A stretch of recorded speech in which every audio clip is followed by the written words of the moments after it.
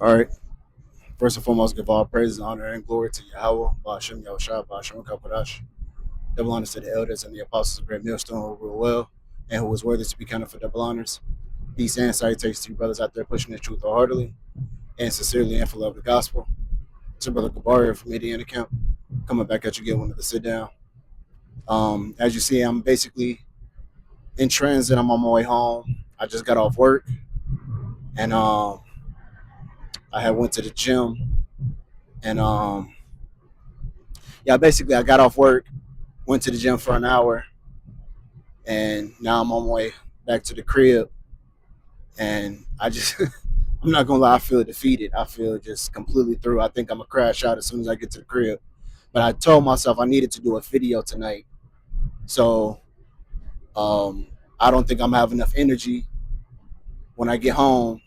Because I think I'm gonna just crash right out as soon as I get to the crib. So Spirit just was like, all right, we'll just try to do it in transit then. So that's the reason why I'm making this video. And through the Spirit, I'm gonna talk about the ability of growth, or the importance of growth. Matter of fact, you know, uh, through the Spirit and power of Yahweh Shem Yahshua, that's what I'm actually entitled this video. The importance of growth. All right. I just got done watching Elder Yashwamba's video. Matter of fact, Elder Yashwamba's video is what inspired me into making this video. Because he talked about how brothers, that you have to grow and you have to, you can't stay stagnant. All right. And even, there's certain scriptures that talks about growth. Now we understand that certain men are going to grow more than others, but the importance, or the whole duty, is that you're growing, you know, that you're not staying stagnant, that you're not the same person you were 6 months from now, or 3 months from now, or even a couple of days from now. All right. You should, I think, the beloved El Ayash of Indiana, of our camp, he has said this. He said, you should have uh, a different look on the truth a year from now. Every year, every Passover you go to, you should have a more deeper understanding on the truth. You should have a more a different look on the truth. You see, so, and that's growth. All right, you're not staying in the same predicament. You're not staying in the same mindset that you're on. You're maturing through the faith. All right, certain scripture sticks out to you. You get a deeper. You get a more deeper understanding of the knowledge. All right, you're not still making the same rudimentary mistakes, the same beginner mistakes that you did when you were only 6 months in the truth, or a couple of days, or a couple of weeks in the truth. You know, some men grow more than others, but what you always have to grow. In the book of Proverbs, it talks about a man of understanding shall increase in strength. All right, you should be, you should be coming up on a level. You should be coming up on a level every day. You know, you should be growing, just like I'm not trying to say, just like every organism, every plant, every living thing, it grows. All right, plants grow, animals grow. We grow. Everything grows, and if you're growing, that means you're getting the whatever organism you are. Your body is getting enough nutrients and enough vitamins and minerals for you to grow. Hey, when you go to the gym and you work out, you know what? If you're building muscle, that means what? You're eating you're eating an adequate amount of protein. You're eating an adequate amount of vitamins nutrients and minerals to make your muscles grow. But if it's not getting that nutrients, then guess what? It's not gonna grow. So you got to make sure that you're feeding the spirit. You got to make sure that you're feeding.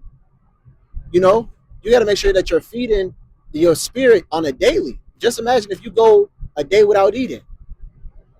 What's that gonna do to your body? Your body is gonna start eating itself. It's gonna start eating, and it's gonna reset. Now there's good things about going days without eating.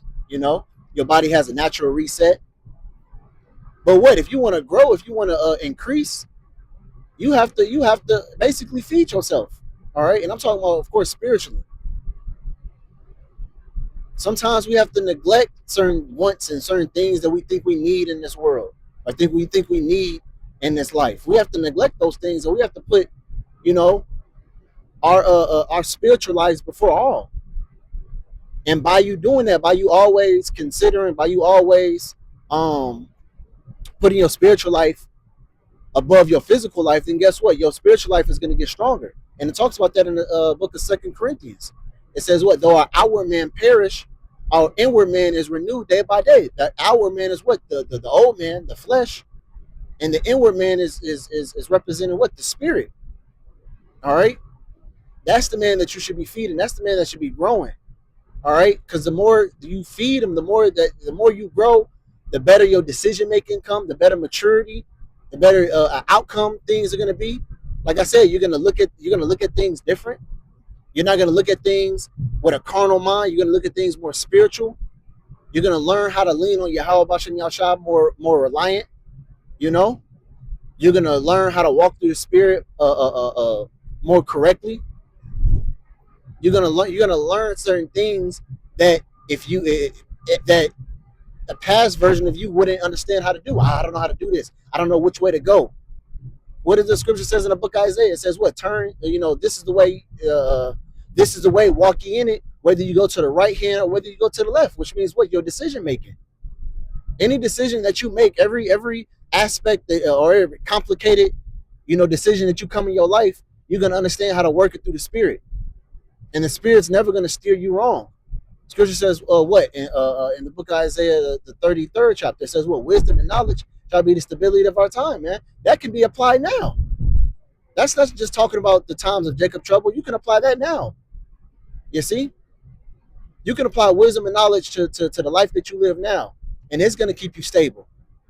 It's going to make sure that you're walking on the straight and narrow. It's going to make sure that you're still in good graces with Yahweh Bashan Yahushua. That you're not going to go too far off. It's going to keep you balanced. When it says stability, it's basically talking about balance. You have your personal life that you have to attend to, your job, your woman, your family, your hobbies that you like. And then you have your spiritual life, the videos, the studying, the reading, the prayers, attending to the Akim and the brother and the body to see what they want, to see what they need, what do they want, You have to balance both of those out. And I remember I made a video a couple weeks ago saying, man, that's not easy. That's a hard thing. You have to make time for this, make time for that. Because really, to be honest, you live two separate. You're technically living two separate lives. You got your physical life, and then you got your spiritual life, and you have to and to be able to balance both of those out is going to be a toll. It's going to be a toll on your body. But what? That's the sacrifice that the scripture talks about. What? Giving your bodies up as a living sacrifice, man. The fact that you have to juggle two lives in this present world is the sacrifice, and we're willing to do that. All right. But what? You have to make sure that both lives are growing, because guess what? Your spiritual life is gonna trickle into your spiritual life. All right. If your spiritual life is growing, is doing the things that you're adhering to the spirit. It's what am I trying to say? You're adhering to the spirit. You're growing there by the spirit. Guess what? Your physical life is going to follow right after.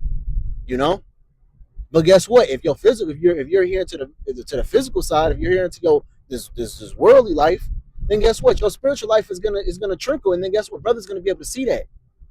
You're gonna be lax on videos. The precepts that you're gonna pull is not gonna be on point. You're gonna be doubting. You're gonna be having off judgment. You're not gonna be able to retain certain things that's told to you. You're gonna be constantly making the same mistakes over and over. Now granted, we all make mistakes, but you shouldn't be making the same mistakes. Brothers have to get on you constantly about.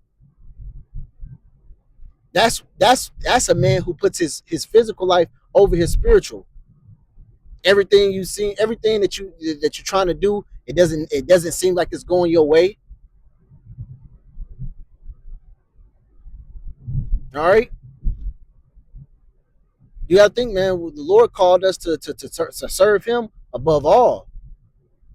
It doesn't matter, what type of job you have, what type of family, what type of life you live. Oh, I'm trying to go to the gym. I'm trying to do this, and I'm trying to learn this, and I'm trying to like, well, listen, man, you might have to cut a few of those things off, man. You have to make time for the truth. You have to, yeah, listen, you have to, what is it? You have to sacrifice certain parts of your life to do this. You see, you can't, you just can't just live your life and then put the truth on the back burner and I get to it when I get to it. Because guess what? The Lord gonna put you on the back burner. How would you feel if the Lord put your salvation on the back burner? I get to you when I get to you. You know, when you going through something, you want the Lord to act immediately, right? So you got to make sure that you're putting this truth first before anything. And you got to make sure you're growing. It's all about growth. It's all about being a better version of yourself tomorrow than you are today. And if you're sitting here thinking that, oh, I don't have no, I'm the best version of myself now. I don't have no room to grow. Then you're not in the right spirit.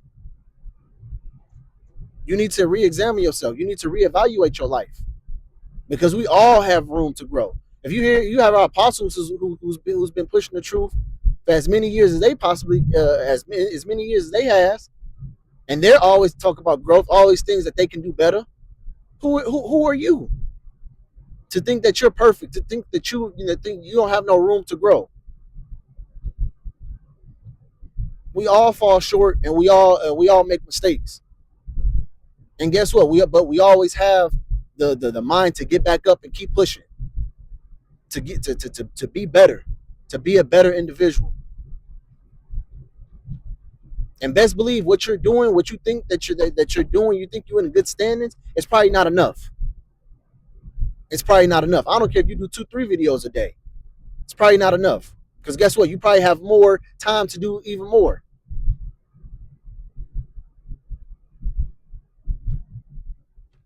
There's always room for improvement. There's always room for growth.